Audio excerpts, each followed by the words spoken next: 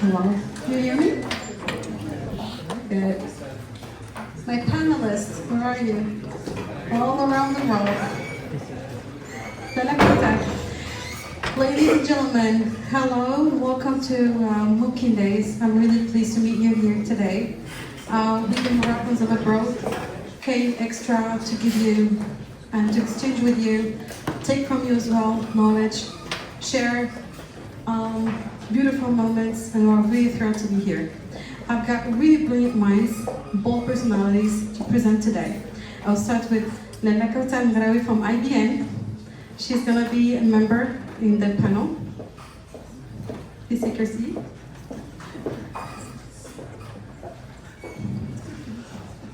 So ladies first, bear with me. Lalla Asmaa Alaoui. She's coming from the States as well, so she's an entrepreneur. Please take a seat. Hello, argentic. Then we have from Seattle, 2 days of road and travels and overhead just to come to see you is Yazid. Yazid coming from External, an entrepreneur at the Silicon Valley. Then we have Ouassim Karrakchou. Please go ahead, take your seat.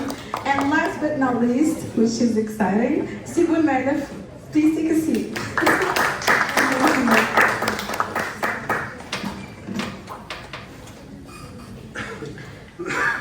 So, we'll start.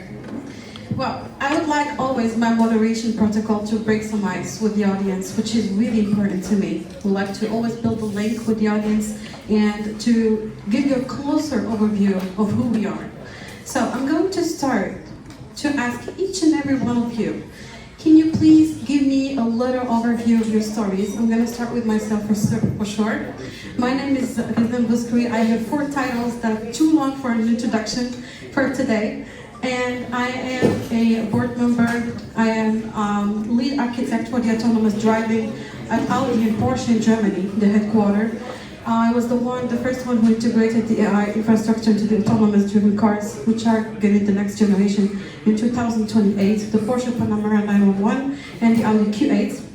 I run 2 companies between Morocco and Germany and some in the States. My goal was to be connected to my country, so my headquarters, or our headquarters, with big solutions, my developers here in Morocco. My headquarters, or our headquarters, is in Germany, and the development is 100% Moroccan. So, now, the mission of today. Thank you. And we do some startup incubations, which means any young person who is fierce, who is hungry, wants to deliver, wants to learn, you can join us. You've got my developers there. They're really amazing guys. You can just connect to them and they'll be happy to help you. All right, let's start. A quick storytelling. Who are you? Lalla Kaoutar. Sure, thank you so much, Ghizlane. And of course, what's your story? Okay, sounds good. So first, assalamu alaikum everyone. It's really a big pleasure to be here. So my name is Kaoutar El Maghraoui, and so I'm really deeply rooted to Morocco before everything. I know. So I'm also, so I'm a Moroccan American, but Morocco is, my big country and deep love for this country. So any opportunity to come back, to give back, I'm always here. So I'm based currently in New York. So I work at IBM TJ Watson Research Center. So this is one of the kind of global research labs where we're really working on cutting edge innovations spanning kind of the entire stack from cloud, hybrid cloud, AI accelerators, quantum computing. So it's really a great place where you get to work with Nobel Prize winners and also Turing Award winners, which is the equivalent of Nobel Prize, in computer science. So we really look at a wide range of problems, and also the mission of IBM Research is building the future of computing. So my team works on next generation AI acceleration. So basically we're building our own AI chip, which is the equivalent of GPUs. And we're focusing on energy efficiency, targeting inference for LLMs. and my team focuses on basically building the software stack for this chip, and also looking at hardware-software co-design, especially addressing the efficiency aspects. So besides my daily work at IBM Research, I also teach at Columbia University, so I teach graduate classes, and but I also get involved in many organizations like mentoring students. I'm also involved with the Women in AI in Morocco, and I also co-founded the Arab Women in Computing organization. So I try, to be involved with many organizations and institutions. Of course, I was born here. I went to Al Akhawain University for my master's and bachelor's. And then I went to the US, to get a PhD in computer science with the goal of going back, coming back to Morocco to teach at Al Akhawain. But I ended up staying there because I just loved basically being in a research environment driven by a lot of innovation happening there. But my heart stayed here. And I think this is a great initiative. The goal here is, how do we kind of stay attached to our country? How do we bring back whatever we've learned? And Lalla, I'm sorry, I just have a question, just in the meantime, because you said something really interesting. It's your integration into the American society and having your impact. Because I know when you start AI, and I think this is valid for all of you and all of us, the most important thing, there are two important things into any organization to start an AI. I started AI myself in 2011, and I could see the whole evolution of it. And one thing that I can talk about is the impact. How do you define now, at the state of today, the impact of AI on you as a person, but as well your impact on AI for women, for IBM, and the industry? And then I'll take the way from you, for your takeaway, and I'll take it to Asmaa as well, because she started as an entrepreneur, as a woman entrepreneur in AI, and she took a really bold step.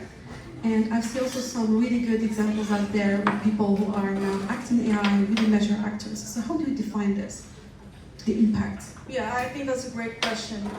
In terms of AI, I personally did not start as an AI researcher, so I was a systems person.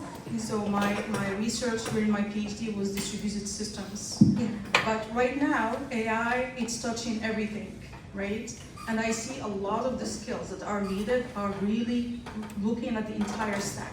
How do you build, these systems for AI, the infrastructure of AI, the optimizations that you need to do? How do you make these systems run efficiently? There's also the algorithmic aspects. So right now, AI is transforming every industry. It's transforming also the way we live. Our kids, the way basically our kids interact, with devices, with systems. So it's really intrusive, and of course there is a good side of it and there is a bad side of it that is important. So it already has impact. We don't need to justify the impact of AI. The key thing right now is, what are the right skills that we need to learn, not just for us, but especially for the younger generations. Exactly, that's exactly the main touch point too, and that's why I'm going to take the parole to Mr. Boulmalf. I just wanted to ask you about the readiness of the AI for the young researcher generation in Morocco. Can you please just tell us a brief story about yourself as well? Because I was really impressed with your parkour that you told me on our calls. And then we can just develop into the younger generations, readiness at universities, academia. How do you drive this forward? I'm really keen to know. My name is Mohammed Boulmalf. I am the product of Morocco. I studied in Rabat at ENPT long time. I was graduated in 1986 as an engineer. And I worked 5 years at Office National du Chemin de Fer as a network engineer. In 1991, I moved to Canada for a master and PhD. And I worked in many companies like Ericsson, Fido, Rogers, AT&T. And in 2002, I moved to academia. I taught and was professor at UTS to Montreal. And after I moved to Emirat, and Emirat I moved to Akhawain to Canada, and Canada to Morocco. Once when they created this university, they called me and they told me that you have to come to be a dean of the computer science, and I started as a dean of the computer science, and now I'm the dean of the College of Engineering and Architecture. And I am the chair of a committee. We are to deploy AI in our university. We already start by the first pillar, Readiness AI. It is al-Jaiziyya. If you are ready to deploy AI or no, I will talk about AI readiness in universities, which is not easy, but it is more easy than organization. Okay, if you want to deploy AI, okay, in university, there is some pillar that you have to respect. Okay, the definition of AI readiness by UNESCO is the degree of which a higher education institution are prepared with its management, faculty members, staff to deploy, to adopt and use AI ethically. Okay, this is like there is a lot of definitions. For AI readiness for universities, there is like 6 pillars. The first one is strategy, leadership. You need to have to put in the strategy of the university the AI and to align the vision of this strategy with the vision of the university in terms of teaching, research, partnership. And you need, in terms of the governance, you need to have a committee for this AI to deploy policies and guidelines. This is like first pillar. I can continue for this? Or? I think I have here really some important input to take from Yazid because I surrounded some conversations with him. It's really interesting. So I just would like to know from you, Yazid, your experience at Google, especially the giants of the FANG, and all of these supply chains that you've seen across your career. How would you assess, for now, the readiness in Morocco? I know it's a very broad question. That's why I would like you, because I know you're a really good improviser. So, freestyle, please. I don't know if I'm the right person to answer that question because I don't live here, so I don't know. No, it's not about just Morocco. Like technically, in do you think? Yeah, in general. Yeah. How far, for example, can we thrive sovereignty? Do we need to do everything sovereign from scratch? Yeah. Okay. You know. Okay, got it. So Yazid, salam alaikum. Yazid Boutejder. It's very difficult to follow these powerful introductions. I obviously born and raised in Morocco, left to US at a young age. Did my undergrad there and then started working. My background is in distributed systems, embedded systems, and then later it evolved into AI and machine learning. I worked for companies like AWS and Google most recently. So at Google I helped launch Gemini, which I'm sure you all use it at some point. I was in charge of go-to-market and execution for Gemini. I was part of a red team that launched that whole initiative. So happy to share all the learnings with everyone. Back to your question, Ghizlane, I think if I were to look at AI or AI's strategy for Morocco, some of the areas that we could focus on, I think from some sideline conversations I've had in coffee break, I learned a lot that not everything is solved with a large language model, right? So a large language model is not the answer to everything. So we can be creative, and I was super proud of a conversation with my colleague here that already in universities there are researchers that are working on small language models, domain-specific models. I think, in my opinion, that those are the areas of focus, is not to get distracted with large language models, because those are, one, very expensive, extremely expensive. Two, they're expensive from a financial standpoint and environmental standpoint. So running data centers, etc. So to summarize, I think focusing on domain-specific models is important. Focusing on low-hanging fruit or problems we face today, I think would be a good approach to look at it, instead of trying to shoot for the moon, so to speak. It's good to have big thinking, I'm a believer in that, but we have to be grounded with reality. What can we achieve in the next 6 months or a year? So that's what I would say for now. Do you think if you had now like the chance to take, for example, look back at the necessity of architecture and sovereign architecture to build AI in Morocco, how would you assist that? I Like think free from budget, no constraint of budget or time or anything, just yeah. So I think Yeah. let me just look here. Ouassim. Ouassim, he's working on something really cool. I talked to him for 5 minutes and I just learned so much. Seriously, him and his team are doing exactly what needs to be done, and I'm super proud to see that. Like again, to everyone's points this whole day, it's not like because someone comes from the US or from whatever, Denmark or Sweden, they know better or more. To me, I see it as exchange of ideas and exchange of knowledge. Yeah. We're not ranking. So bring it back to Ouassim and to your question. Focused language models. There's an initiative he's working on, which is I don't want to say low cost, but efficient. Was it efficient? Frugal. Thank you. That's the word. Yes, frugal. I knew it had an F in it. Yeah, the frugal model. I think it's brilliant. And China has paved the way. If you guys are familiar with DeepSeek, so DeepSeek is an excellent example of frugality. Like we say, mother of inventions is necessity. How did DeepSeek come about? A necessity. They couldn't access chips, NVIDIA chips. They put engineers in a room, lock them up and say, figure it out. And they did, and they do it for a fraction of a cost. I think we can learn from that, and we don't have to spend millions or billions of dollars. We can just use or stand off on the shoulders of others. There's no shame in that.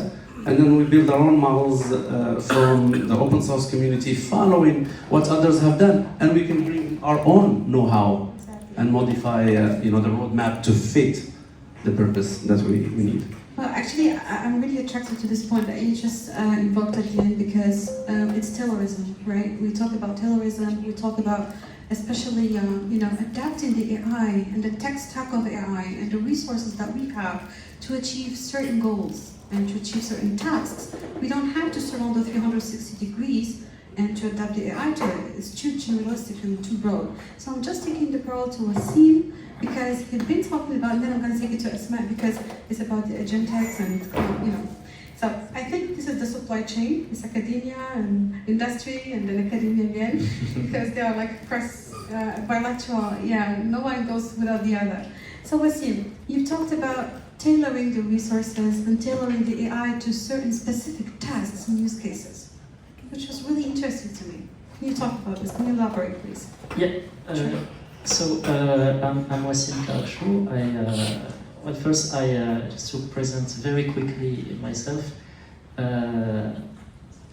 I did my studies I started in Morocco, then I did my higher education in France, engineering degree, and then I worked in France for a few years, and then I did my PhD in Canada. I did a postdoc, and then came back to UIR first as assistant professor, and now as head of a research lab. And our research lab is specialized on AI and its applications. And recently we did, after studying, I would say, the international and national context of AI, we decided to work mainly on low resource frugal AI. And so when we say this, why did we do this move? So the first thing is, and I'm happy to be next to my colleague from Google and my other colleagues. We are in a situation in AI where we have very large companies, the likes of Google, of OpenAI, of Anthropic, also of Amazon, and that they develop large language models using resources like data centers and also the data. You need data to train these models. And when you are Google, you have access to basically the scrapping of the web. You have YouTube. You have billions of videos that you can use to train your video generation models. These are resources that are very difficult to create from scratch, right? And so for us as a research lab, if we say, okay, we want to, I would say, develop new AI models of this category, we need these resources, okay? And the problem is, as a research lab, how can you have these resources, okay? So you cannot really, I would say, compete or put your, I would say, contribution to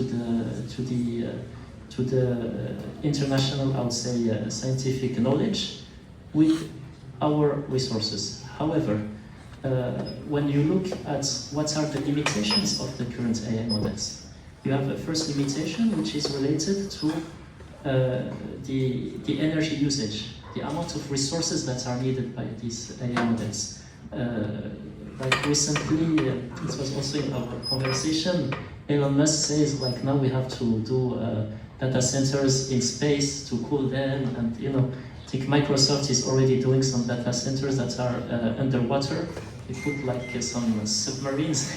Natural cooling. Yeah, exactly. So I think even like they are saying that maybe we need to have you know, large amounts of just the surface, you know, that are full of data centers. Yeah, covered.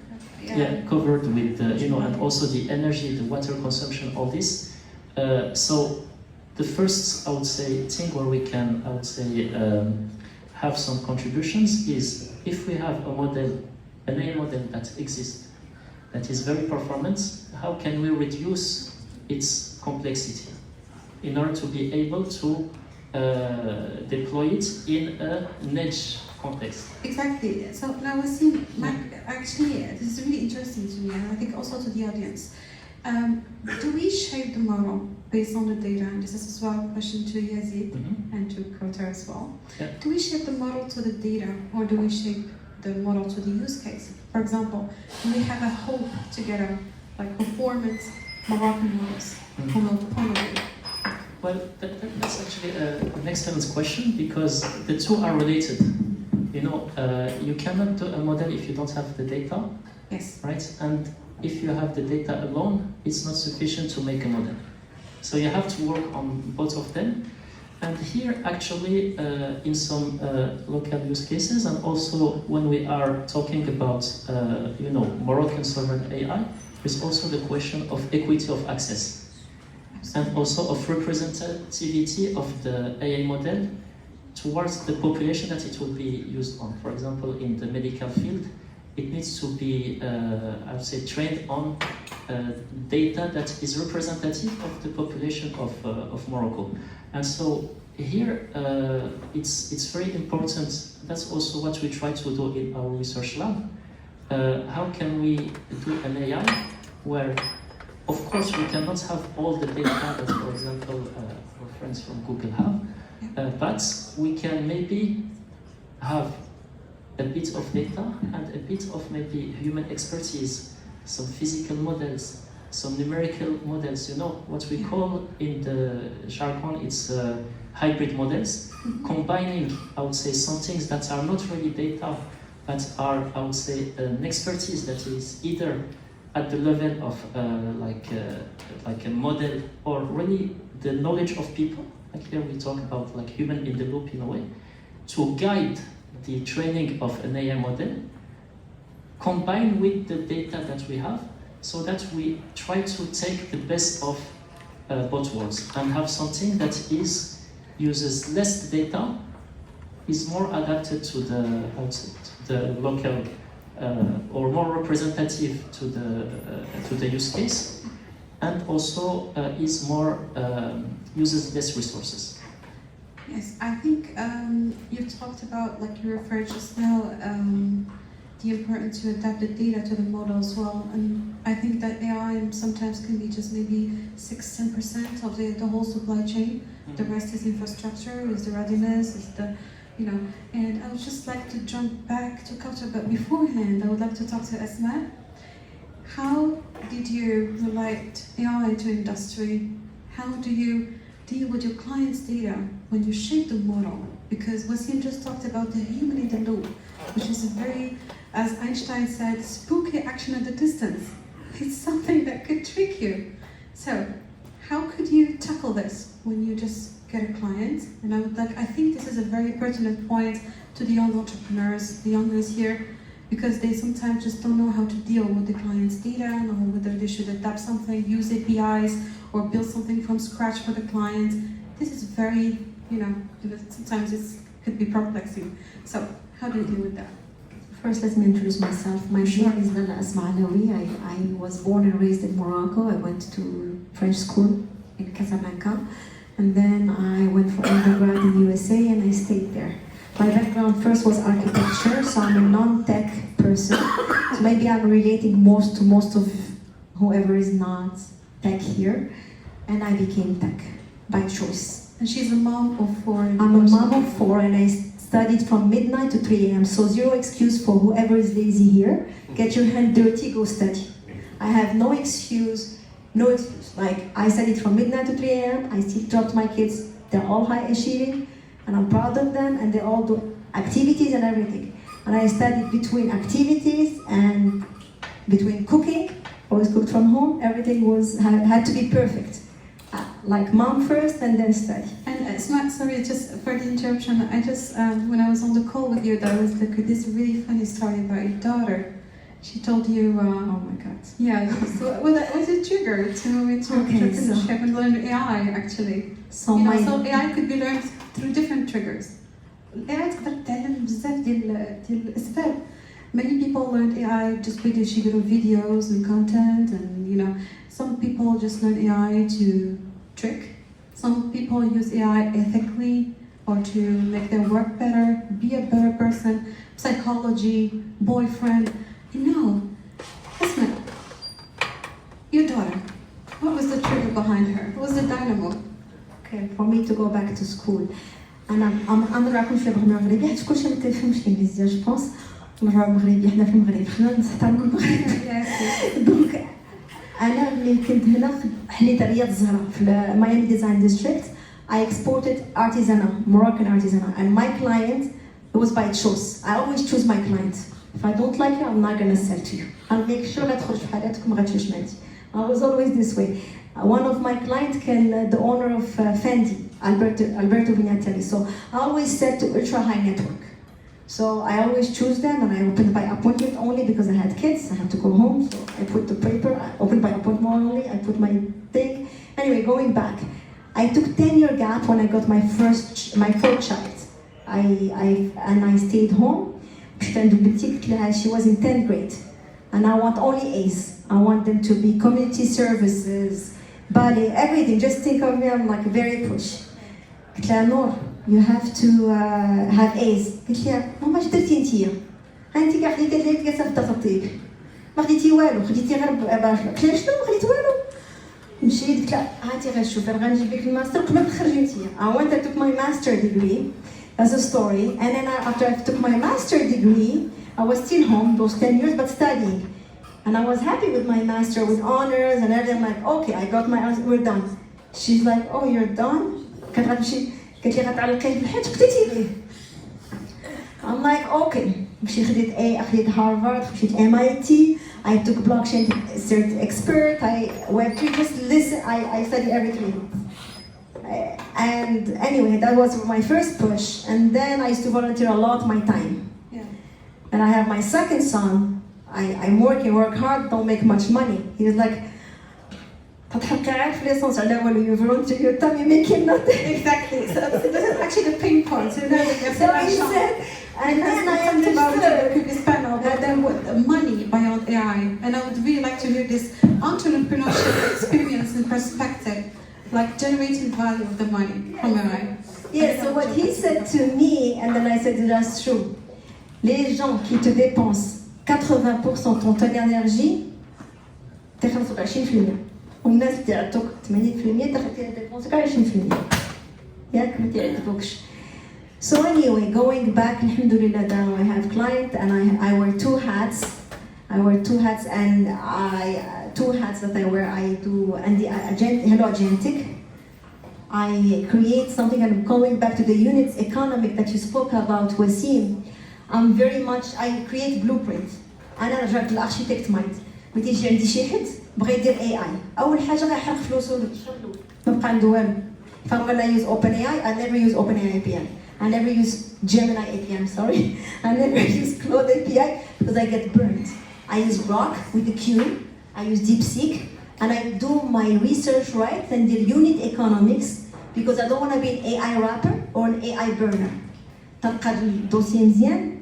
Then I do my orchestration, I build my product, and I know my people won't spend so much money in what they're gonna deliver, they're gonna make money. حيتاش قال لي ولدي بقى تضيع الوقت. مابقاش عندنا الوقت ياك. We have to work and make money.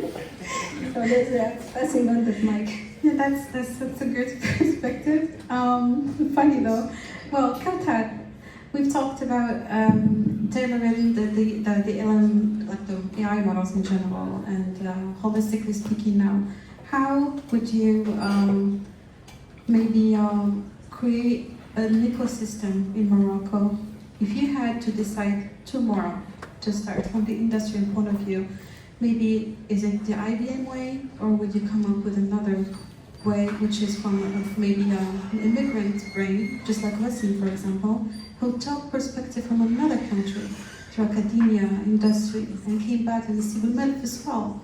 They went, they took expertise, and this is, I think, in the making now for Yazid and Asmaa and myself, but they had like a closer look now on the terrain in Morocco. And that's why I always go to their help to give us more perspective on what's happening in Morocco. But you, I know that you don't have this closer view, but just holistically speaking, how would you project that? Yeah, very good question, very complex question also. So the way I would think about level. this, yes, we should not follow what other countries or other maybe AI labs are doing because, you know, they have different economics, different dynamics. Like if you look, you know, I think you mentioned it, you know, using the frontier AI models is not the right solution for us. Building these megawatts data centers in Morocco might not be the right solutions. Even our grid here is not ready, and probably like for the 2 megawatts, the 2 gigawatts that we're trying to build across multiple data centers. There was a lot of great announcements in GITEX, you know, to bring data centers in Tétouan and Casablanca and so on. This is great, but what's the business model for Moroccans here to consume? It is mostly to export. So the incentive for these big companies that are coming to build data centers in Morocco is just to get a cheap data center here, but we're not really thinking about how much power we need to power these data centers, the water cooling, which is especially in a country that's prone to droughts. We need tons of water to cool these data centers. Of course, we're not equipped to have, ocean and so on. That's a little further ahead. So these are all dynamics that we have to be very aware of. And I think really having AI sovereignty is something across the stack. It's not just the infrastructure. It's not just, okay, let's go buy GPUs and build, these data centers. We need also to think about, the data layer and the AI layer, the software layer, the orchestration layer, agentic AIs, all of the infrastructure, the software, the orchestration, lots of different things. Building an AI model is just one story, but taking that model and using it vertically to solve problems that really we care about, problems in farming, problems in agriculture, problems in phosphate industry, problems in medical field, problems that can also help touch not just city workers, but a global reach, because the equity that you mentioned is so important. If I build these, agentic AI applications or chatbots and so on that only English or French-speaking citizens can interact with, what's the point? It's not going to reach my grandmother or the people that only speak Darija or speak Amazigh and so on. So we really need to focus about models that are purpose-built for Morocco, that are not huge models. And there is tons of open source that we can leverage. And of course, small LLMs is the great way to start, so I really applaud what you're doing. At IBM, we have the Granite models. I don't know if you've looked at the Granite family of models, which is SLLMs, purpose-built for industries, and we have shown with many actually industrial use cases that those models actually outperform the GPTs and the Geminis and so on, if you really, direct them to solve specific problems. Because they're going to be fine-tuned for specific data sets and so on. And I think that should be the focus. How can I make a Morocco AI, that's really good at their region, that's really good at interacting, in our financial services, that can help us predict, wildfires, predict, advise us how to, for example, maintain, our water supply, our industries. For example, Morocco, now for the car industry, it's one of the big manufacturing of cars. Exactly. Right? We have these kind of factories and so on. How do we build these IoT systems that can predict, maintain, and so on? So it's built in Morocco to serve Morocco, and something we can outsource also elsewhere. So I think we have to start looking at what are the problems that we as a country have, instead of copying things, and then try to solve these problems, building, and leveraging, of course, what exists out there, SLLMs and so on. Efficiency is also important. And I think skills of how do we build efficient AI, those are really skills that I don't see universities focusing on. How do you quantize a model? How do you prune a model? How do you, build all of these things that make me build really efficient infrastructure for AI? Those are really skills that need to be taught also at universities. I'm absolutely d'accord with that. And this is how I take it back to Yazid and Sibul Ghalib. I would like to host a dialogue, like a little dialogue between you two. It's about the autonomous driving industry. And I know that the vision of Sibul Ghalib is to build a unit for automotive. He's seeking for talents, and they're doing like a really huge effort to set the infrastructure. As an expert, Yazid, how would you advise into that? And how is the readiness from academia side, from your point of view, for such an AI? Thank you. I forgot to say that I did work on autonomous driving, but anyway, list is long.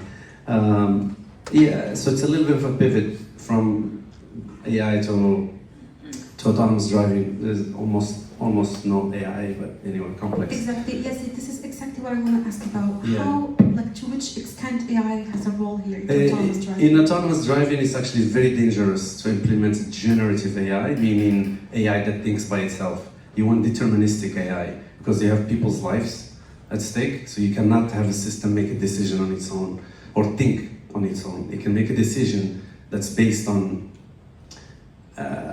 deterministic outputs.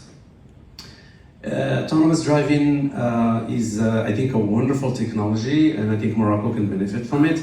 And it all comes down to what my dear colleagues here talked about, is we need to first, before we explore it or do anything, look at call it the customer, the user, the consumer. What is the use case? And then you work backwards from it. If we look at even countries in the US, when I worked in autonomous driving, there was a lot of hype about, okay, cars are going to come out in 5-10 years, nobody will ever own a car, blah, blah, blah. Not true. And it's not coming anytime soon. And no, Tesla does not have autonomous driving. Sorry for Tesla fans. That's not autonomous driving. Because yeah, full autonomy is very, very complex. So Level 4. Yeah, 5 even. Yeah, 5 even. 5, yeah, 5 is full autonomy. So use case, some of the use cases I've seen in US that I think can be easily adopted in Morocco is defined environments. For example, in hospitals, for instance, you can have these small robots that can move, I don't know, organs, equipment, or whatever, because the environment is very narrow and closed, and you don't have to rely on humans to go on the 5th floor, and just move around. You can load a little robot. You have authentication, so nobody can tamper with it. You have traceability, accountability. You can have a leisure or whatever you want on it, and you can just go and do its thing. So docs can be operating, press a button, something will come to them. Another area is heavy industry, like mining. I'm not sure how much mining we do in Morocco, I'm sure there is, but mining is another big one. In mining, the problem is people die, lots of people die in mining, so you can literally save people's lives. ما عرفتش كيفاش كنقولها بالعربية دوك الكاميونات الكبار, they're called earth movers. No, دوك الكبار, عرفتيهم دوك earth movers, عرفتيهم دوك big ones. الرويدة ديالو تقريبا قد هذا الحيط. عرفتيهم? Have you seen them? Caterpillars صفرين كبار. So هادوك they kill people. So what they did, there's a company that we worked with they implemented autonomous systems. So ما كاين حتى شي human في الارض، ما كاينش. كاين tower فيها human. إلا كان شي واحد driving a truck or something عندهم واحد safety mechanism, you press it, it shuts everything down. But هذاك اللي غيهز تراب من واحد البلاصة يديها لواحد البلاصة, you don't need a human. Plus, it's very difficult for humans to do that kind of work. الصهد والغبراء, it's a hard work. So what I'm trying to say is if you find a use case where you improve people's life, save people's life, and it's confined, it has to be confined, meaning تمشي من هنا لهنا لهنا لهنا, and it's the same, similar route, I think it can improve the outcome or the output. I might add also like in Disaster recovery, yes, exactly. Earthquakes or fires and so on. Hurricane also in Florida. Exactly. So now they're coming, yeah. So drones, same thing. So you can load areas where a truck, like a fire truck, cannot access because كاينة شجرة في الأرض. وبغيتي تدوز equipment ديال الصحة, so you can just send the drone. So there's a lot of use cases. I think again we have to think about who are we helping and what is the impact. Are we saving life or is it just for fun? So we can say, oh, we have autonomy. I think once that's defined, the roadmap to make it happen, I think it's doable. Synthetic data now موجودة تبارك الله. You can get synthetic data, training موجود, عندكم compute, HPC.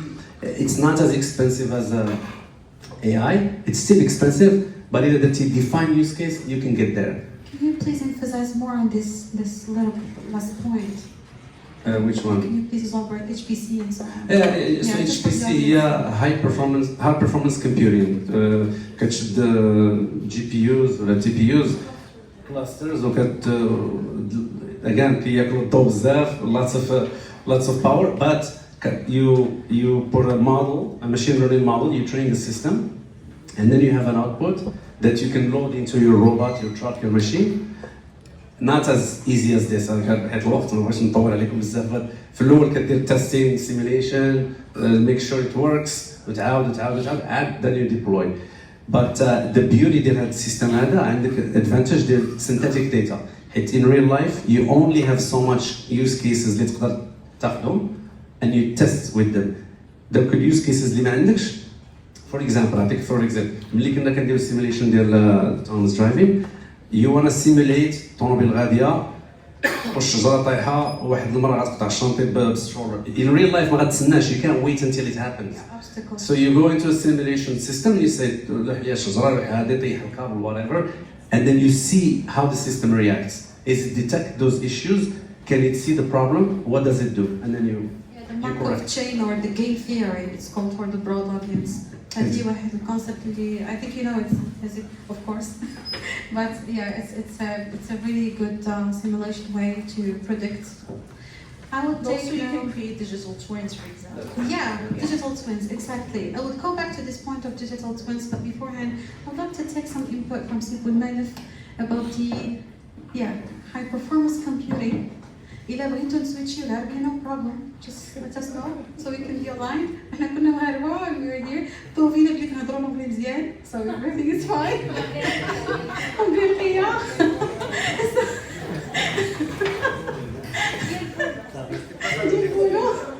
But no problem. Sorry, most of the technical stuff is in English, but yeah. Go ahead, just feel free. See what I you talk. العربية مرحبا. أولاد نخليهم تشويس هما يخلطوا فيها العربية. مرحبا. Okay. سي بولمالف. I'm gonna ask the questions in English وهما يشوفوا يجاوبوا if that's okay. Yeah. أنا ريفية الصهد العربية. والدويتش AI باقي بالانجليزيه, so we're still good. باقي ما كاينش AI بالدارجه. So بغينا. Exactly. لا إن شاء الله.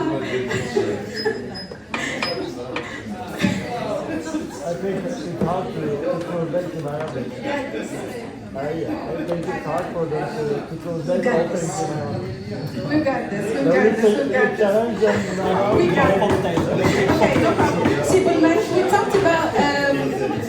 talked about the last time about HP, yeah, exactly. Not only HPC, but UNESCO guidelines and EU AI Act.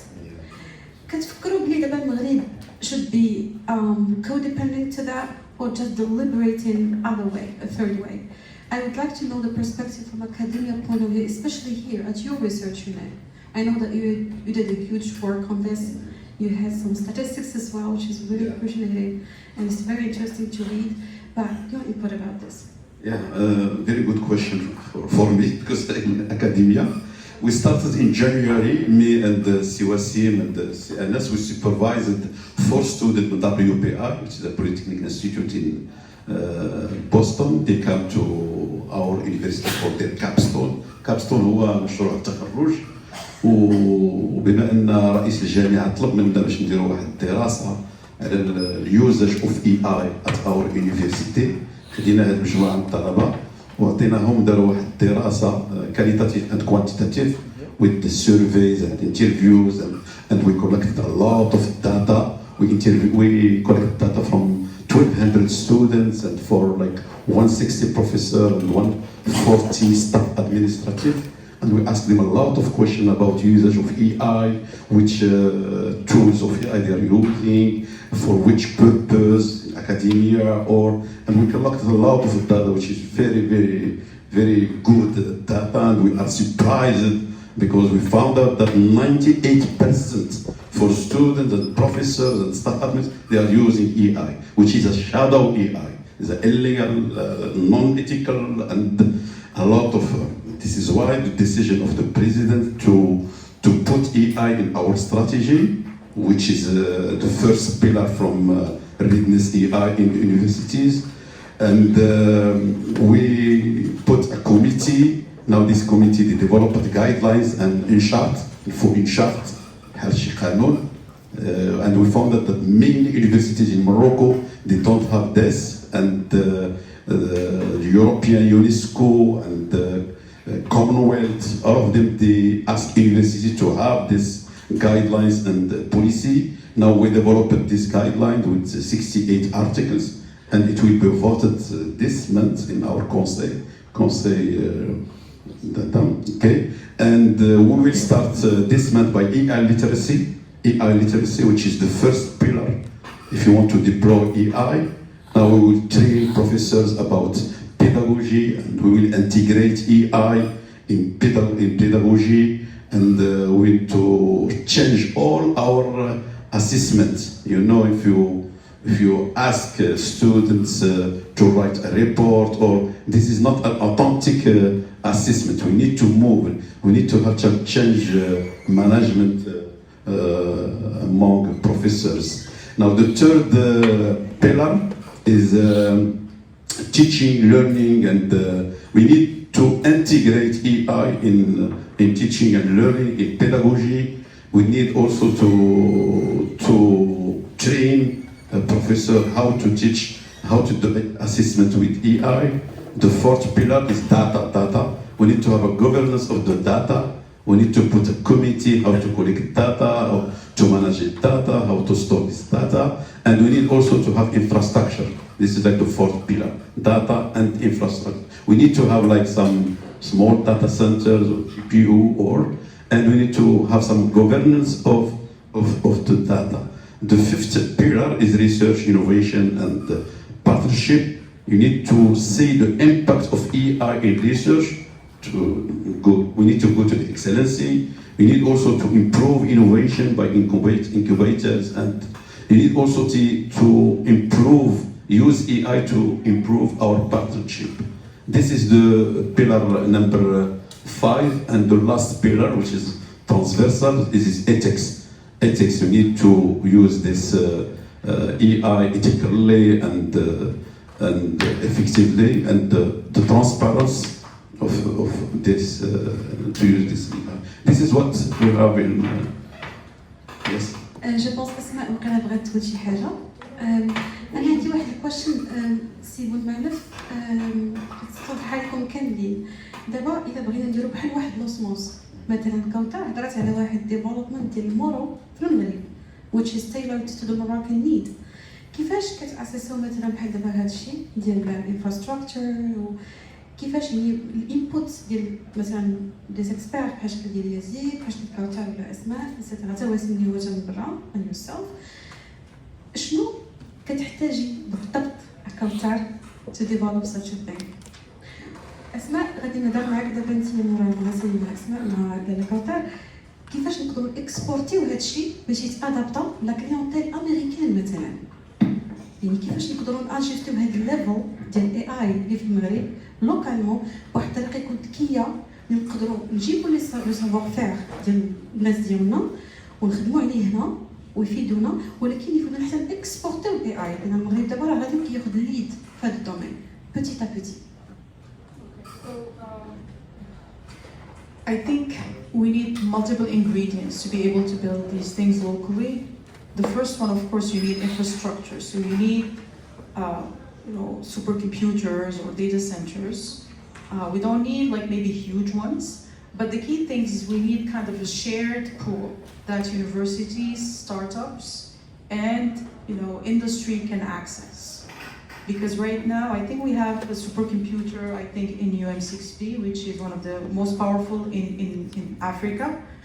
But the access to that supercomputer is very limited. Not every university can access it, right? I just want you to a little bit give a background about supercomputers for the audience, if that's okay. So what is a supercomputer? Basically, to train these AI models are very big. So we talk about, deep learning models, huge architectures that you cannot use one computer. So think of it as servers, a farm of servers in a network. And so you need to have networking, which is like gigabit, networking, or even, fiber, right? Optical networking, because the rate of transferring data between those machines should also be high. When you train a model, so there is a whole process. I think some of the people here know these things very well. So there is, the forward pass, the backward pass, the gradient descent, and sometimes you need to take that model and then split it across multiple machines so we can do it, right? So we can build these big models. And you need also accelerators because you cannot just use CPUs. You need to have GPUs like NVIDIA GPUs. And the GPUs, they have memory, right? Because you need to load everything in memory for the training. Memory right now is the biggest bottlenecks that we have for AI. So, and that's why there's a lot of work on how do we compress also these models. So, and to train, for example, we're talking about billion, trillion parameter models. Like when we talk about frontier AI models, we're talking about huge models. We're talking about, because what is training a model? Basically, you need to come up with these weights, right? So you train and then you have these fixed parameters, weights, that you use for inference, when you use the model to answer questions, for example. So, and all of this, there's a lot of ingredients that need to come together. So you need, high bandwidth memory, you need good interconnect, you need storage, and all of these things. This is where you find in supercomputers. You build like massive farms of servers all connected together in big racks, right? But that needs also water cooling, that needs, because this is kind of cranking these numbers. And like these models, for example, the frontier models, they use thousands of GPUs, thousands, of computers, big, huge data centers. So of course, that's very expensive, like it was mentioned. And that's what we call high-performance computing environments. And this is not a new concept. This is something that, the scientific community used many of these supercomputers before to do these molecular dynamic simulations and things like that. So now we're using, infrastructure like this to train these AI models, and now with LLMs, even inference, meaning after I've trained the models, I want to use the models, like when you're talking with ChatGPT or Gemini or, Claude and so on, you're doing inference, right? So here, inference right now is becoming also expensive, right? And there's a lot of work in research. How do we also reduce, the cost of inference? So anyways, that's a very long, topic.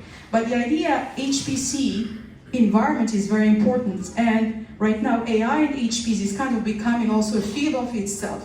How do you do this distributed training, distributed inference in a very efficient way? So in Morocco, we need to have those, kind of infrastructure, but also the skills to manage that infrastructure at a global scale. And I think it should be a national strategy, not something that just universities own. It's like a shared pool that many can have access to. That is one thing. Data is also important, right? Data is also shared pool with regulations and things like that students, researchers, or industry can also have access to. And then of course the model building part, which is also lots of skills that we need to do, because right now in Morocco it's mostly consumers of AI. We're not builders of AI. Exactly. Very few of us build AI, and I think that's the thing that we need to flip. How do we come? Because right now, even those layers are very, automated by these LLMs. AI is automating many of these tasks. So we need to kind of move up the chain, the value chain, to get our, talents to start building AI as opposed to just using APIs and things like that. Yeah. And then learning also how to deploy these things efficiently, how to maintain AI models. There's a whole life cycle that you need, the model ops, AI ops, agentic AI, the agentic ops. Those are really important things that, like, when you deploy a model, there's a whole lot of other issues that you have to maintain. The security, the performance, the drift of the model, how do you keep the model performing? All of these things are also really important skills to learn. And I think many of the universities are not teaching those skills. So I think it's the infrastructure, the data, and all the skills that we need all these things to come together, but we should start small. Thank you for bringing the awareness. I think it's a really crucial thing to talk about, because, and this is actually also what Asmaa does, it's agentic. The LLM, for example, predicts the next word, whereas an agent decides the next action.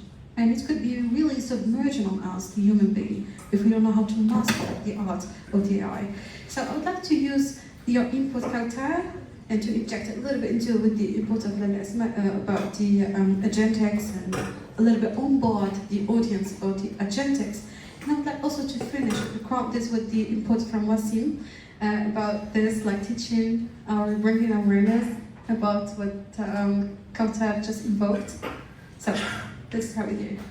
Okay, before I start, I want to ask the audience, how many, شحال واحد فيكم have built AI agent؟ هزوا يديكم. واخا خصنا نرجعوا للور. قبل ما نهضروا على الانفراستركتور والداتا وكلشي. Let's start from the beginning. So here I'm gonna نهضر معكم اللغة اللي غتفهموا. واخا؟ I'm gonna Kaoutar is okay, Ghizlane is okay. I'm gonna share with them a story. فاش بغيتو نفسر لهم واحد الحاجة. في نهار العيد جو لوغ دير ليستواغ كو جافي جيم بيان بارتي افيك ليستواغ باش وحده تبقى لي في راسو واخا انا عندي تيم كيديروا اجنتيك اي اي I used to be just manager. I love to delegate. كنبغي نقول هذا دير وصافي. ولكن ما تيجيبوش لي اللي بغيت. هذه المشكله ديال حتى شي حاجه مقاده. بقيت نتعلم بوحدي، ولكن ما كانش عندي كومون سي لا كونفيدونس. نو باك جراوند قريت. لا كونفيدونس بلي غادي نقدر نديرها بوحدي. واحد النهار مشيت كان جوجل كلاود. I had to meet Google. I had a problem of GPUs. كان خصني ناخذ لي GPUs في واحد البروجي ديالي. دونك كان نهار العيد ومشيت سكت لميامي، انا بعيده من ميامي شي 40 مينوت. دخلت تما قلت لهم دخلت شفت لا فواتور، شفت واحد الراجل عرفتو شكون هو، ان تي بو لابس اللي كان، قلت واخا شكون هذا الراجل، وصلت معطله تيسول دي كيستيون لودونس. انا المهم انا جايه براسي شنو بغيت ماي جي بي يو كوتا باش يطلع نوتينغ مور. تاخذ كلشي باسكو انا قصيره، دزت لقدام كلهم رجال ابوبري 400 بيرسون. وصلت قدام هزيت راس ايديا قلت لي عافاك I want GPUs. Google Cloud is sucks. The customer service is bad. شحال تنعيط عليه. اليوم العيد سكت من داري لهنا 40 دقيقة وعذبتوني و I want an answer. قال لي حتى ولدي عنده الميم بروبليم، سي كوا سا هذا؟ قلت لي قال لي ها واحد كلشي لنا جوجل. قلت لي غيعاونوني؟ قال لي غيعاونوك. قلت لها شكون هو هذا؟ قالت لي this is Sergey Brin, the founder of Google. قلت لها عطيت لي بادري جيت جوجل itself. قال لي يس.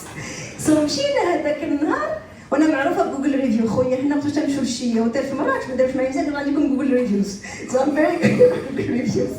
anyway going back جا ولدي الثالث مون 3 فيس، كنت نبغى نخرج النهار الثاني رجعت ما عطاونيش الجوجل كلاود رجعت النهار الثاني عندهم كنديروا هاكاثون 24 hours ويقول لي صافي غتمشي بحالاتك قلت لهم لا صافي بغيت غير جوجل كلاود ما غتشاركش معنا قلت لهم لا ما غنشاركش انا خارجه ويقول لي موصل you got this go back الصغير وانا مشيت بقات 3 سوايع جلست توكلت على الله كملت ربحت هاكاثون داك النهار عرفت واحد الحاجه كلكم هنايا خذوا اللابتوب وجلسوا وساعات وحط فاش وحط الفيديو في يوتيوب دويت لولدي قلت لي عافاك لما يجي حطها ليا واحد درت الاي اي كامل من وسط التليفون ديالي وحط قلت لي عافاك حطوا لي يور ماي بارتنر خذوا ماي بارتنر راجلي هو هي از انجينير سوفتوير ماي سون تيقرا سوفتوير انجينير بقاو حالين فمهم قال لي يو نون تك بيرسون كديريش تك كيفاش ربحتوا هادو 400 راجل هنا كل واحد عنده 20 طون ديكسبيريونس درتي قلت لي تنعرف نهضر مع الاله قلت لي شنو ندير وشنو ما نديرش اي ديفاين ذا ووردز عطيت لي لو رول هاش غدير هاش غدير هاش غتمشي هاش غتمشي وليدي اللي كلير دون تا تيت عطيت كل ليدي كلير دون تا تيت تو سي كومون ليكسبليكي المهم ما عليناش هذاك النهار رجعت جيت على النص ديال ليكيب ديالي رجعت كلشي ديجيتال امبلويز عندي ماي تيم نو مور كومبلين المعكاز مشى للدار 24 سور 7 كلشي موجود انا بغيت نقول لكم دابا هنايا نتوما كلكم اي اي جنت سي تري فاسيل aujourd'hui knowledge is democratized سير فين ما كنتي فين ما بغيتي tout le monde peut le faire غتحط في التيرمينال ديالك جوجل كلاود كود you're gonna install les skills غتاخد جيت هاب فيرسال غتهضر مع الاي اي شي شويه غتخرج اللي بغيتي you can create نتوما راسكم ملي غنرجعوا كيفاش نقدروا هادشي في المغرب سي a change of mindset I think everybody needs therapy in Morocco sorry خاص كلشي يدير coaching executive coaching خاصهم يعرفوا that they can do it في بلاصه ما نتفرجوا we don't want to be the consumer we have to get our hand dirty because AI agentic AI is not next is yesterday is now we're very late we're super late we're super late شدوا طلعوا في الطريق قبل ما يفوت عليكم الحال شنو نقول لكم I just want to add, I think what she said is very powerful because right now there are lots of tools out there. But the key thing is how do you use these tools effectively to build something like innovative like you did? In short amount of time, it's really possible. So it's really important to get your hands dirty, go try these things.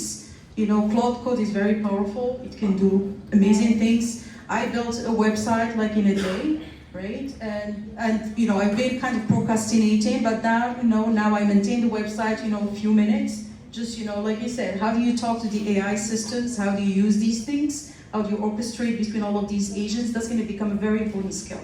أنا قبل ما ندوز لا بارول اكزاكتلي كنت غندوز جوستومون لا بارول قبل من السي وسيم I want to ask you على قبل ما تقولي البوينت ديالك prompt engineering البرومبت انجينيرينغ كيفاش نقدروا نستركتوريو برومبت مزيانه نحكيو دي نقلبوها بغيت غير نزيد واحد النقطه اللي قالوا ماي سيسترز اخوات الولاد ديالي شنو الاخوات اخوان ديال الولاد اخوات اللي قالوا الاخوات سي فري خصك تمشي دير يدك وتخدم هانزون ولكن بغيت نعطيكم واحد الورنينغ هو الانذار ياس معقوله هذاك البارير ديال الانتري هبط بزاف تقدر تمشي دير 2 كلمات ودير ويب سايت في 2 دقائق جريت غير خصك تكون ما تبيعش راسك الوهم تمشي دير 2 ديال البرومبت تقول راه صاد شركه I've seen this a lot ستارت اب كلشي عنده ستارت اب بيكوز دار 5 دقائق ديال كلود برومبت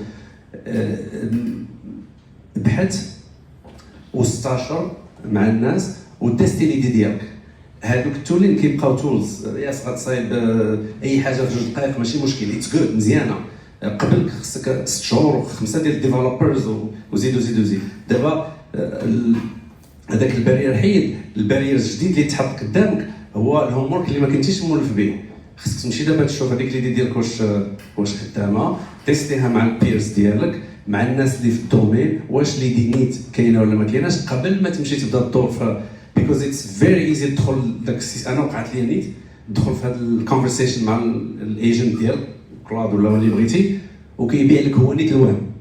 ما عمركم شفتوا ملي كدير برومبت وكتسالي ما عمر من غير الهلوسينيشن كاين واحد السيستم وهذا اتس باي ديزاين ما عمرك اكزاكتلي كيصبر ما عمرو كيسالي وكيحبس ملي كتسولو ديما would you like me to also add would you like me to do you know why that's there it's by design باش تحط الفلوس سو انت كتبقى يس زيد would you like me ايوا مشات ليدي سو غير بغيت نقول لكم ردوا البال وما تبغوش راسكم الوهم تيستي ليدي ديالك ما تسولش راسك بيان سور لان انت ليدي ديالك هي احسن ليدي دائما سول ناس اخرين كليان اكزاكتلي الكويشن ديالك قلتي برومبت انجينيرين دابا راه تقدر تستعمل اي تولي هي نيت برومبت خاصك تكون كرييتيف كما قلت له تاخذ واحد الحاجه ديال برومبت انجينيرين كاع الا ما عرفتوش انا نعطيكم واحد الحاجه اخرى دخل اي مود جوجل هذا زوين هذا ناخذوه لي فافور هذا من داك الشيء لي فافور ولكن لي بروميير 15 كويشن ياك نعطيكم واحد التيب سولو من بعد تقول لي عطيني الهاندور صافي برك عليك تقول لي بروميير 15 تيبيعوا راسهم حنا وني اكسيلون تتسولو تقول لي عطيني سيستم برومبت هو غيعطيك سيستم برومبت خذها حطها في كلود خدم هذا في هذا من بعد كيو اعطي هذا لهذا وبقى تفرج ما تقدر كلشي ديرها ولكن اللي قال تتكون بزنس ديفلوبمنت بزنس استراتيجي خاصك دير سوت اناليزيس ايفريثينغ خاصك دير يونيت ايكونوميك اللي دار هو ما تجيش تعمل هذاك شوف اين هما اللي خرجت حتى لاشين باردون يي سون موان شير وكلشي شوف كاين غير تبيعها باسكو انت تصيفي شي حاجه وغاليه بزاف حتى ما غيخلصك سوري نقطة بسيطة على البرومبت هذا البرومبت انجينيرينغ هو سميتو التلقين بحال تتلقن تتعلم هذاك هاد الاي اي تنهضروا عليها راه كلها جينيراتيف ما تنهضروش على الاي اي بحال تنقريو الطلبه ديالنا ماشين ليرنينغ ديب ليرنينغ ان ال بي هادشي كلشي راه تنقريوه هنا عندنا تخصص ربما يهضر عليه هذه سميتها التلقين حتى هي علم انا شريت كتاب في ديسمبر كنت مشيت لمونتريال ولقيت ولادي ماشي لي زانفورماسيون تيديروا لي برومبت احسن مني ملي سولتهم قالوا لي كاين ديك التيب شريتو قريتو فيه 7 ديال ستيبس انا نقول غير 3 اللي مهمين خص تعطيه الرول تقول ليه شكون انت يو ار ان اكسبيرت ان اي اي اند اديوكيشن اند تقول ليه الرول ديالو الا بغيتي برومبت يكون عندك مزيان من بعد تعطيه الكونتكست تعطيه ضروري تعطيه الكونتكست يعني هادشي غتوجدو الطلبه هادشي غتوجدو لهادي ومن بعد تعطيه الفورمات يعني كيفاش بغيتي يعطي هذيك النتائج سينو غير لك 40 باج 50 تعطيه الفورما بغيتي داك الشيء في التيبل اذا هادو هما الثلاثه المهمين ولكن الا بغيتو الديتا راه كاين 7 ديال الستيبس 3 المهمين تقول له لو رول ديالك شكون انت وهذا تعطيه الكونتكست والفورما كيفاش يعطيك هذيك الريزلت وحاجه اخرى I think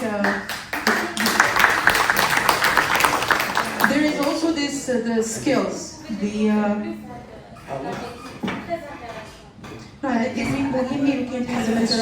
it has flawed skills. Yeah. So you can build a set of skills that you can reuse and keep progressing. You don't need to build them. You can download them in your cloud terminal. But you can also create your own skill based on your needs. You can have a skill that creates your prompts, right? So I think it's really important to understand how these skills are being used because they really help, kind of a lot speed up.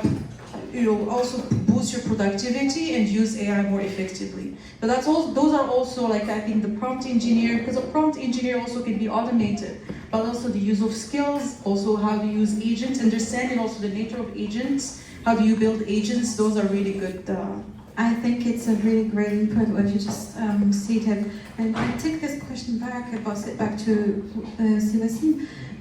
كيفاش كتأسسي ولا كيفاش كتجوجي البرومبت انجينيرينغ ديال لي ستوديون كونكريتمون بارلون واش عندكم شي هاكرز ethical hackers non ethical hackers شي مرات هكا ديك التليفون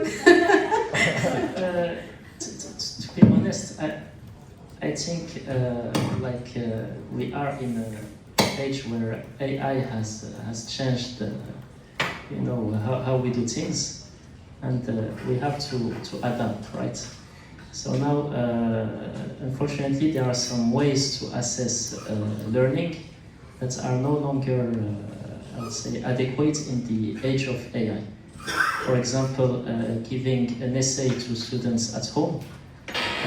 You can do whatever you want to try to detect whether AI is here or not. It is there. Lost already. Like it's, I think there is no, no need to kind of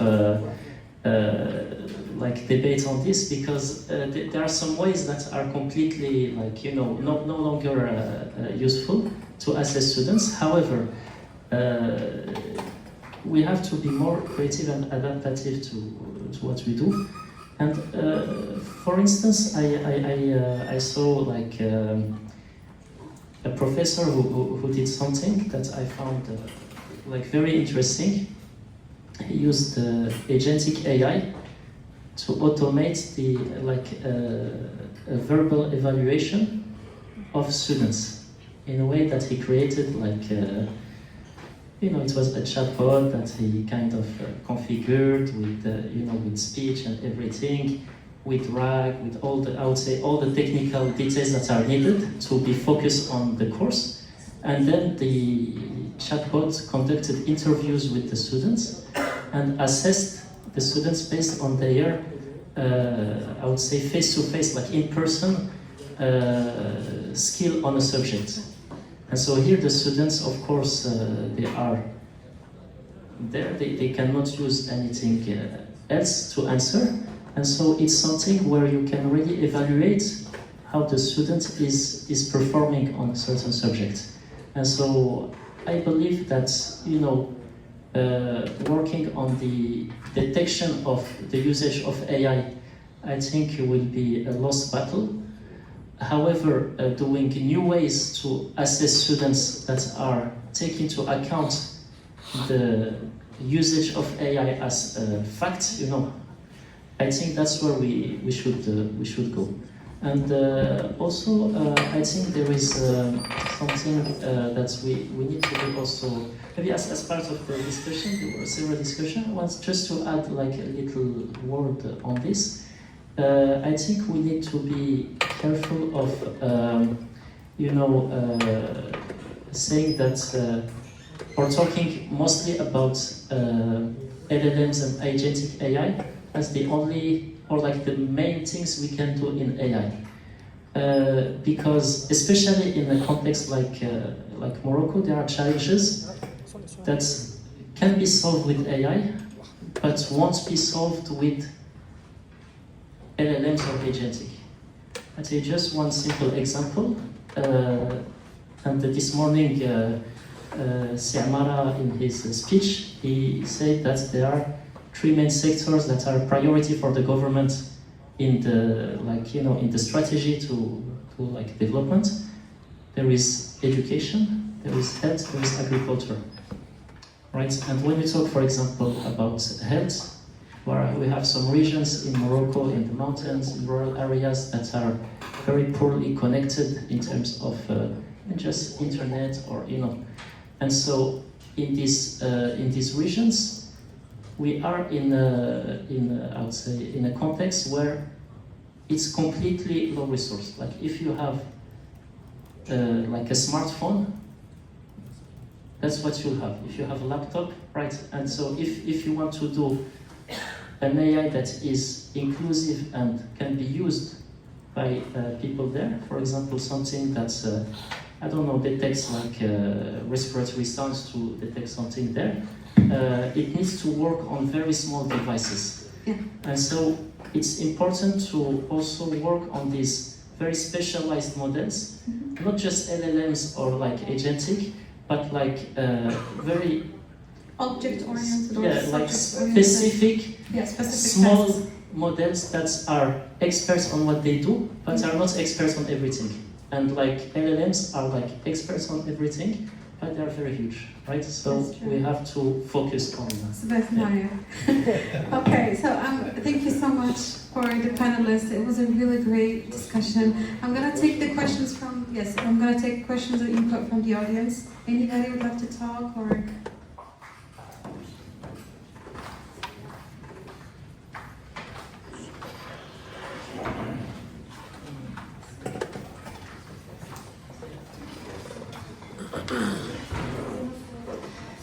So my question is more about what was mentioned by Monsieur Boulmalf and Madame Kaoutar El Maghraoui about the role of data and data governance maturity for AI readiness. Because we know in reality that more organizations and institutions are not ready from a data governance landscape. Sometimes in some organizations they don't know what is data classification from sensitive data, public data, etc. And we know that data is a raw material and AI is the kerosene. So how we can build a data governance model that is mature and that will be the foundation of AI? Thank you. That's an excellent question. I think with AI, garbage in, garbage out. So if you don't have good data, you cannot really learn anything good. So data governance is super important, you know, curating the data, collecting the data, securing the data, making sure the data doesn't have the PIIs, all the personal information, etc. So building semantics around the data. So there's a whole pipeline. Like IBM, we have actually products that just focus on the data pipeline.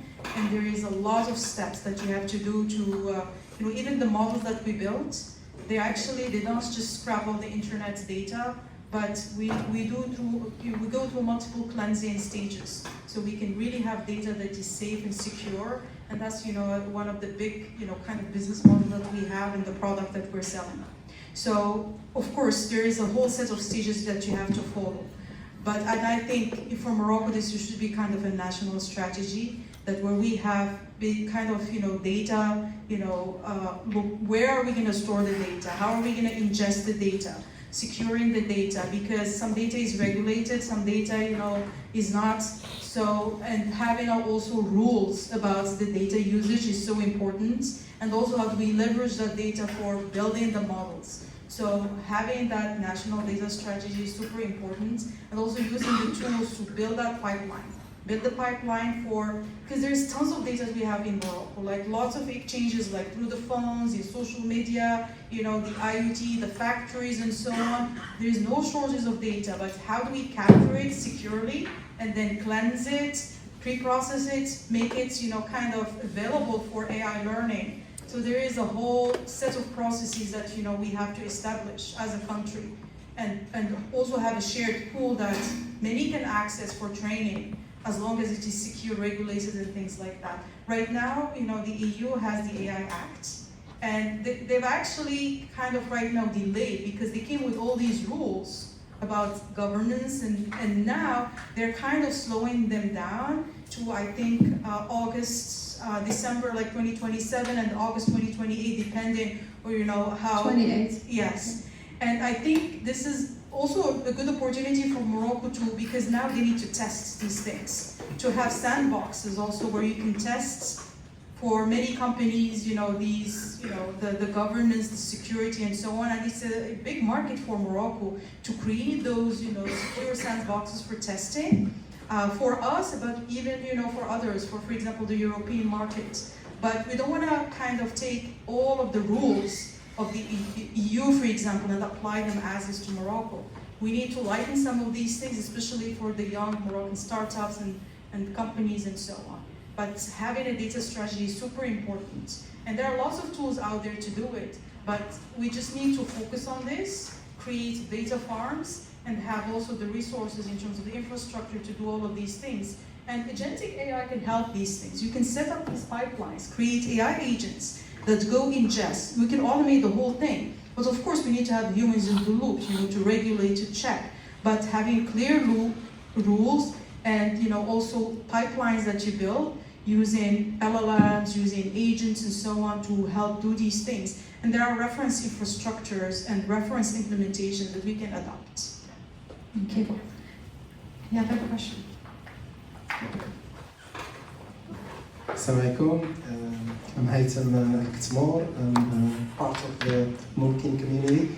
I have a very specific question concerning the AI applied to industry. I have 23 years experience in industry, specifically in automotive and aeronautical and defense industry. I worked in Morocco, in Belgium, and France.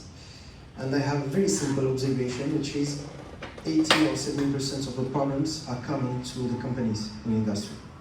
And a lot of these problems are very basic. Solution exists. Some of the tools in AI exist. Sometimes they should be adapted or completed, but we are not starting from nothing. And lots of companies, especially the small ones, PME, in the industrial network in Morocco, could be really helped if some toolbox of AI was available to help them to these very basic problems. We know these problems, solutions exist, but they are all the time fighting alone to improve the industry. When we talk about the industry of Morocco, we talk about Renault, we talk about Peugeot, Safran, but the real network are the small companies, Moroccan, local ones, and I think that if there is an organization to put in place a very simple toolbox for very simple problems, I'm sure it has a cost, but the cost is really nothing compared to the cost of non-productivity of this kind of network in our industry. I would like to know what kind of feedback you can share with me about this idea and how we could maybe implement it in Morocco. Thank you. I would give this question to Yazid if it's possible. Mr. Absolutely. شكرا على السؤال. هذا المشكل هذا كاين ماشي غير في اللور، كاين في كمينيكان بزاف، شفتو بزاف بعيني. يو رايت. المشكل ديال الاي اي دابا ولا اي مشكل عندك جيب الاي اي. كاين هذاك واحد السين في امريكان كيقول لك when you have a hammer كتكون عندك مطرقه كاع المشاكل مسامره. Every problem is a nail. اي مشكل مسمار. So I think we have to distinguish, to your point, and I think Ouassim talked about it earlier. كاين بزاف ديال المشاكل problems ولا opportunities اللي يقدروا يتصايبوا غير basic automation. ما كاين لا اي اي لا والو. ولا غير data. سير قد الداتا صايب small model and then the velocity of output will be astronomical. غير دابا حيت هذه الموجه ديال الاي اي جات واللي بان لي شي مشكل كيقول لك اي اي. So to your point about creating a toolbox, I think for automotive, for example, there are lots of efforts from automotive makers working with partners and system integrators to build exactly what you said. Hey, I don't know. أعطيك مثال خدمت فيه personally مع Honeywell. إذا كتسمعوا Honeywell, big company. Yeah, exactly. Yeah, they're a conglomerate, big company. المشكل ديالهم very simple. قال لك أسيدي عندنا what they call historian هو شي واحد اللي خدام في الفلور فاكتوري فلور وخدم تما تقريبا 50 عام وعنده كاع tribal knowledge كيعرف كاع السيستم شنو يخدم ومكتوبش هادشي ما عندهمش المانيوال قديم كلشي قديم مي هذاك السيد واحد عارف كيفاش تخدم هذيك لا ماشين ولا ميني ماشينز غادي ريتايري من هنا عامين 3 سنين وغيدي مع داك النولج ديالو ولا نوفيل جينيراسيون اللي جايه بالدوغري ديالهم بالبي اتش دي ديالهم ما يقدروش يحلوا داك المشكل حيت هو عارف ملي كتكون بولا صفراء لا راه المشكل هاي. So anyway, so how do you solve that problem? So جلسنا معاهم many times. Human knowledge كتاخذ هذاك human knowledge وتسينثيتايز ديرو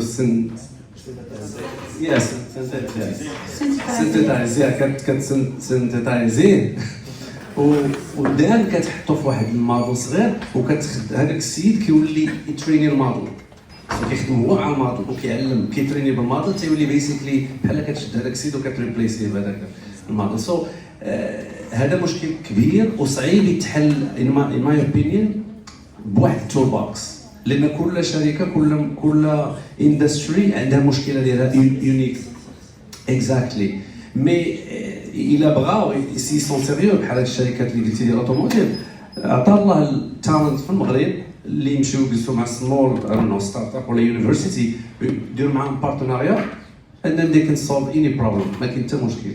هذه النظريه ديالي البسيطه. شي واحد اخر بغا يدخل اضافه بسيطه واحد الاضافه بسيطه هذه راه داخله في لا كيسيون ديالك داخله في الاي اي ريدنس. اذا الشركه خصها تامن بان الاي اي غتقدر تحل لها شي مشاكل. اذا هذوك التوب مانجمنت خصو يحطوها في الاستراتيجي، يحطوا بان غيستعملوا الاي اي ويديروا واحد لاشارت كيفاش تستعمل، ويمشيو يديروا الاي اي ليتراسي، يقريو الناس، يقريوهم ماشي غير يقريوهم الالغوريثميك وماشين ليرنينغ، يقريوهم غير ليتيليزاسيون ديال الاي اي والاجونتكس اي اي فين يقدروا يمشيو وهما غيحلوا المشاكل ديالهم من راسهم، لان هذه ماشي ريسيرش، ماشي بحث علمي غادي فهمتي. اذا الى الشركه، حيت دابا مثلا نهضروا مع الناس في الاي اي، تنهضروا في الاي اي جينيراتيف، هما ما تيفكروش كاع في الماشين ليرنينغ والديب ليرنينغ، تيقول لك الاي اي ديالي تدير وما تديرش، وما عرفش هو كاع هذيك الاي اي كيفاش تخدم.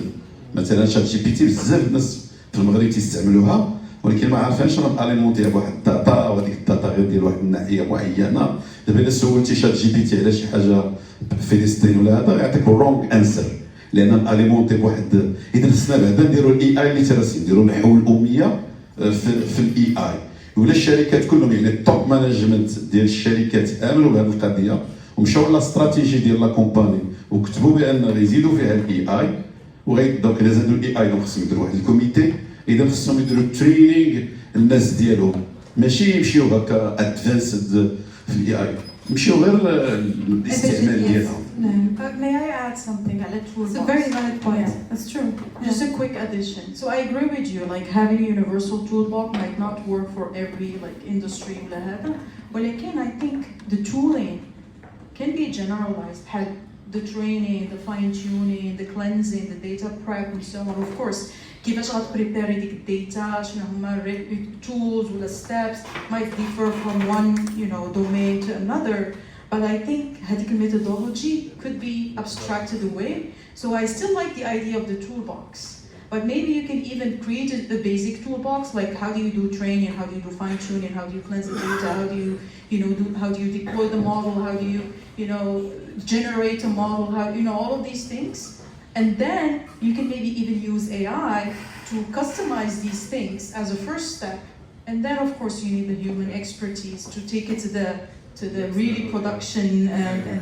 But I think it's a great idea, and we just need like who wants to create that? Who would that maybe Moumkine can help facilitate experts coming together to create. It could be a startup idea that you could build and just find the right partnerships, like AI toolbox for Morocco, for example. I really love the idea, and it's something that maybe even universities can contribute to. And if you even better, if you can do it open source, so you can kind of leverage the expertise also of the bigger open source community. You just said something. It's a great. Take it further. I love the idea. I like what you said, and I remember. Product of Moumkine. Why not? Inshallah. I have one addition. I remember that you said you're a professor in Colombia as well, right? So when you said this is a great idea, I like it, but we have here universities, and maybe you can put everybody in touch. That having people from Colombia and here, then that can be a great partnership. Like make it happen, but by making it happen, you have to also have people from outside. And something that we spoke about, the resources are very minimal, so we cannot fight the giants. So we're okay to also try to find investors from USA and big university, and we're happy to make that. Moumkine maybe can do it. I don't know if Sir Omar is hearing us, I think, but you just got a new thing to think about. We have actually in the scope to build the Moumkine platform, inshallah, with the leadership of our co-members, of course. So feel free to bring your contributions. And I think to share the knowledge. One thing important for Morocco is open source community for Morocco. Yes. Open source right now is so important. It's strategic for big companies like Google, Amazon, IBM, and so on. I want to see a big open source community here for Morocco, where we're all working together. PRs and GitHub and so on. Just things that organically grow, and big startups could, like Mistral and all of these big companies, they just came from open source. It's like OpenAI. Yeah, OpenAI, same thing. So we could have a big open source startup here in Morocco. It's all Moumkine with Moumkine. Why not? I have a question from Siddiqai from Cisco. Please go ahead. Thank you very much, by the way. I love the interaction here between the panelists and also the audience here. I would bring back stage to data sharing and data governance. I think one of the big issue which Europe and America as well, they are still struggling with, is if you have a shared pool, as you mentioned, Kaoutar, shared pool, shared data means ownership problem, accountability, efficiency, as well as how you combine those three together with the directive of regulation, compliance issues. My question is the following: how, from your perspective, you will be in Morocco, for example, or Lalla Asmaa, or you here, the local, the ex-MRE, by the way. How should the framework build to do, let's say, a balance between sharing quality of data and bringing this efficiency? Because data, to get the maximum of AI is to get in, if you share the data, the quality of the data. So if you share it, if you don't share it, means that you are struggling with the segmentation, security segmentation, which is in place, blocking this, sharing this knowledge and sharing the quality of data. That's one, and also can taking in consideration the compliance issues. My second question is about more business oriented, which is now, we are seeing the massive investment which is happening now in AI. AI is becoming as a trend. But if you see behind the scene, what the massive investments is happening now, is huge. How, on the short term, how can you monetize the efficiency, the business value of AI, the investment, because the ROI, the return of investment, what will be your roadmap to take the short term to see the value, the business value of this investment? That will be one of the questions in this perspective, and also how you measure the productivity and the efficiency. Because if you want within the employees within the university, how much AI you are leveraging in your daily business so that you can increase the productivity? How are you measuring this productivity? Productivity means that you are driving the efficiency of those individuals to be more qualitative. So to focus, having more focus, not to be driven by the repetitive task.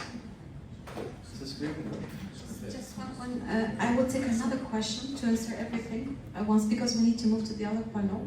They're waiting for us. But thank you for this panel. Just keep them in mind, please. And I will take another question very quickly. A quick question. Thank you, Mariam Kamil. My question is for Madame Kaoutar. Do you think it still will be relevant for the 3 to 5 next years to develop prompt engineering as a critical skill, or the models will be smart enough to eliminate definitely this possibility? Thank you. Yes, I think prompt engineering is disappearing from my perspective. A lot of it is right now being automated, and especially there is a big focus on the orchestration between all the AI agents, right? And the routing between the AI agents. So those are going to become more important. So I would definitely focus on that. Of course, knowing, understanding what prompt engineering is still a good skills, but capitalize, I think, moving to the next era, which is agentic and beyond. So especially the routing, how do you compose these things together to really drive value and to solve real problems? How do you build the AI agents? How do you compose them? How do you orchestrate them? How do you also do it in a cost-efficient manner? Because token maxing now is a big problem. I don't know if you've seen the latest news from, I think, Uber around the token maxing. They burned, their AI budget with OpenAI too, minus $51 billion. Because they wanted to have this metric, or let's see in our company who's, they were equating productivity with tokens, how much the employees are using tokens, right? When I say the tokens, it's basically when you're, talking with the LLMs, the words that you're using and how much you generate, right? In terms of these tokens. And that's not a good metric, because sometimes people were just trying to trick the system to show that they're like high kind of users of AI, but that's not producing any good results for the company. So I think this also goes back to your question about, how do I measure my ROI? It's not just by how much AI I'm using, but it's like how much efficiency I'm gaining, what things I have automated, and what costs I have kind of shrank right, or reduce, how much product I am shipping that maybe are created by AI, right? So those are becoming really like, what are the real metrics? I did actually write an article about this, talking about the economics and the ROI. I'm happy to share that, because she explains basically these economics and the token maxing dilemma and what should be the right metrics to measure kind of the investments that companies are putting. Because you could, have millions of dollars allocated for AI budget to use these APIs, but are you using them efficiently? Right? What is the MVP that you need to use in terms of tokens and so on, so I can get productivity? I would take some maybe some last words from you as an answer as well for this question, because we need to close the panel and move to the next one. They are waiting for us to finish up. ما سخيتش بكم, but I would take just some last thoughts from you. My last thought is for you. I want to just tell him this. Sure. When I do a blueprint for someone, I created a telemetric which to see exactly what is the ROI. So it measures how much you're spending per ask, per agent, per everything, and what's your ROI. So before I part of my business plan, when I give it to someone, I created agents that do that, is telemetrics. I see exactly what I'm doing. It took me like 0.0005 or something, and then when I use OpenAI Gemini, I see, okay, it's $1, but that's bad. So my clients see exactly how much he's spending before he starts. Next part, to go to market, you need traction. So that's the answer. No traction, no business. See, one last word about the business funnel, and then see what's in freestyle. Actually, I would like to say 2 words. Yeah, sure. No, because there was also the issue of data governance that we didn't talk about. But first, about the business value. I think like a lot of companies, they invested a lot in AI, and then sometimes they realize that there is not enough. Like there was, for example, the cases that you mentioned, like Uber was also that were basically the problem was the wrong KPI that was used for this.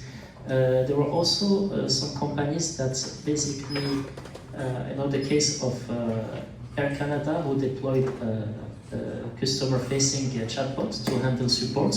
At some point, this chatbot said basically wrong discounts, that engaged the company into this, and then it became like problems with sometimes even lawsuits and things like that.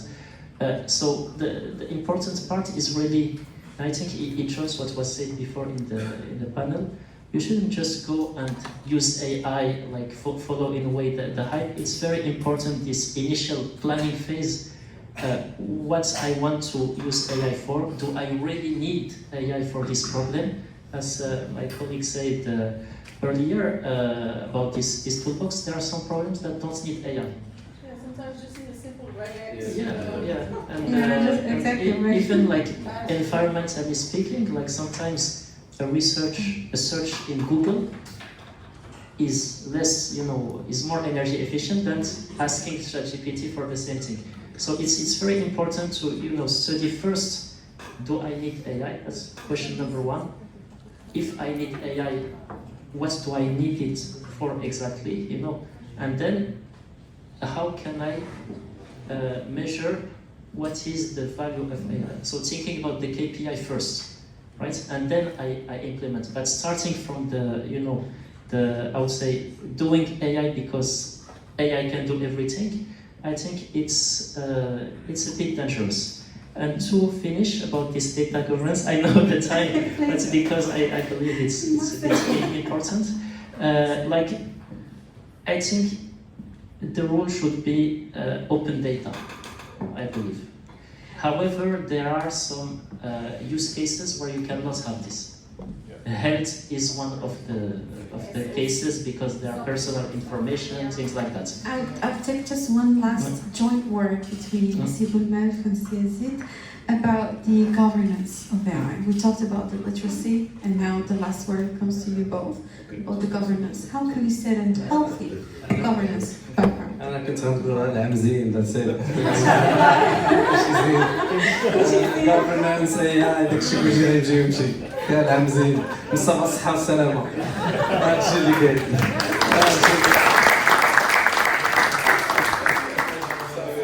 حتى المهندس governance شوف واحد الكلمة نقولها دغيا governance ROI كلشي هادو questions absolutely top واحد القضية خصنا نخليوها في دماغنا هي this is a very new technology and it's being developed at an extremely fast pace واخا كاع تصايب governance اليوم بعد غدا ما بقاتش relevant so it's extremely fast so I don't think it's غتلوح عليها واحد البلانكيت وتقول صافي I got governance no you don't governance كتبدل almost daily so what the mindset is you have to know that هادشي اللي كتخدم به AI is going to change constantly and faster than you how you think we have to be extremely flexible and cautious إلا كانت personal data حيدها إلا كان financial data حيدها so وسيروا زيدوا كلشي العام زين وتبارك الله عليكم